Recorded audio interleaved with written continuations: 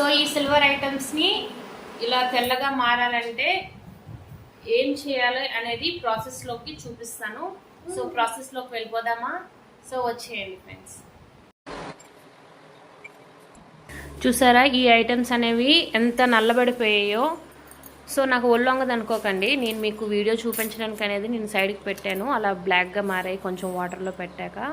చూడండి Colgate paste అండి, ఏ Colgate paste అయినా యూజ్ చేయొచ్చు. ఈ 2 ఐటమ్స్ ఎంత చక్కగా తెల్లగా మారుతాయో చూడండి. ఫస్ట్ అయితే సబీనాలో కొంచెం బ్రష్ పెట్టుకోవచ్చు, లేదా చేయితో కూడా వాష్ చేసుకోవచ్చు అండి. నేను ఫస్ట్ బ్రష్తో అయితే వాష్ చేశాను, నాకు ఎందుకో కొంచెం ఇబ్బంది అనిపించింది.